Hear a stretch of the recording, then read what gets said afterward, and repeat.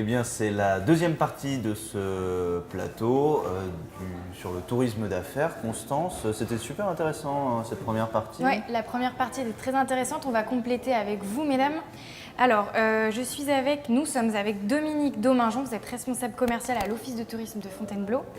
Et Agathe Joly, vous êtes la directrice du site du parquet de Fontainebleau, ce magnifique site sur lequel nous sommes aujourd'hui. Donc, merci de nous accueillir.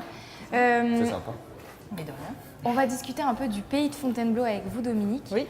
Qu'est-ce qui est attractif ici? Tout, je dirais. Le pays de Fontainebleau, c'est vraiment un cadre de travail idéal pour l'organisation des séjours d'affaires qui allie à la fois des réunions de travail et des activités de plein air. Ici, un environnement riche en patrimoine et en culture et en nature, avec 2 sites classés à l'UNESCO.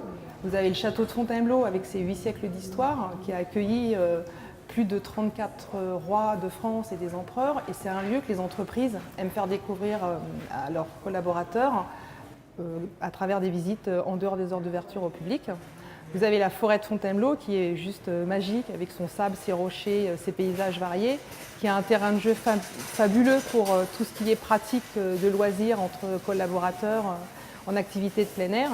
Et on a sur le territoire toute une gamme d'acteurs qui sont prêts à faire découvrir la forêt de façon tout à fait originale. Ça peut être avec des balades à cheval, des balades en Segway, des chiens de traîneau, des vélos en bois. On peut faire effectivement des randonnées avec des chiens de traîneau attachés à la ceinture.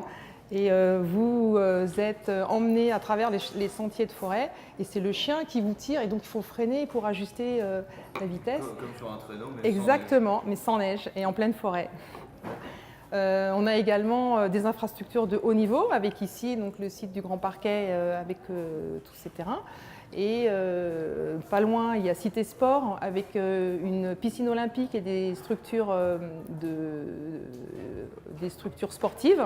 Vous avez le golf de Fontainebleau, le golf de Célie-en-Bière, une salle d'escalade, un accès à une base nautique qui permet d'aller sur la Seine pour faire des activités aussi de team building.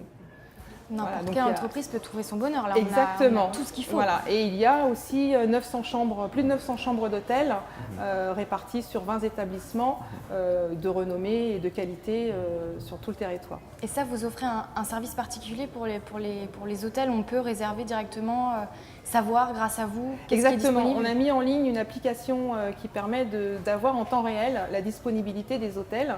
C'est-à-dire que vous rentrez votre date d'entrée sur le territoire et votre date de départ et vous avez directement la liste des hôtels qui peuvent accueillir les voyageurs d'affaires avec des prix en temps réel et réserver directement à partir de notre site www.fontainebleau-tourisme.com. Vous parliez du Grand Parquet tout à l'heure. On va quand même laisser la maîtresse des lieux s'exprimer dessus et nous expliquer ce qu'est le Grand Parquet. Et après, apparemment, il y a quelques évolutions. Des ouvertures, oui. Des ouvertures. On continue un développement. Donc le Grand Parquet, 26 hectares en plein cœur de la forêt. On a une structure à la base équestre, non pas à l'année mais pour accueillir des organisateurs. L'idée est de garder le maintien du haut niveau équestre au Grand Parquet. Ça reste historique aussi, puisque notre événement phare a quand même 37 ans, il est fidèle depuis 37 ans. L'idée, c'est également depuis ces dernières années de développer le séminaire, d'où aussi le rapprochement avec le service de l'Office du tourisme avec qui on travaille étroitement, pour développer et offrir un cadre assez déconnectant pour les salariés et les entreprises qui souhaitent avoir des lieux un petit peu originaux avec un confort, puisqu'on a la chance d'avoir de belles surfaces de parking, ce qui reste très utile et confortable puisqu'on est coupé et totalement disponible aussi pour partir en forêt. L'évolution du coup. Alors l'évolution, c'est l'offre de cet automne, d'automne-hiver. Ça sera une tente éphémère, ça sera un réceptif de plus de 600 mètres carrés de tente avec une structure en terrasse autour. L'idée est de pouvoir passer sur des groupes plus importants, tout en parallèle avec l'ouverture d'un restaurant pour les séminaires et également pour le grand public qui souhaiterait venir dîner au Grand Parquet le soir du jeudi jusqu'au samedi soir. Donc cette offre-là se propose dans notre période creuse, hors compétition, de mi-octobre jusqu'à mars. On parlait évolution, du coup l'Office du tourisme aussi avait une évolution bientôt. Quelle est-elle? C'était notamment l'offre Pilgo en ligne sur le site internet, en fait, ce dont j'ai parlé tout à l'heure. Mais en fait, on s'attache vraiment à mettre en valeur tous les acteurs locaux qui développent des produits et rendre leur offre accessible. Et on reçoit en moyenne sur le service commercial environ. Sur les 6000 personnes qu'on reçoit à l'année, il y en a 1500 qui sont dédiées au tourisme d'affaires. Parce que l'organisation d'un séminaire, c'est vraiment l'empilement de plusieurs prestations.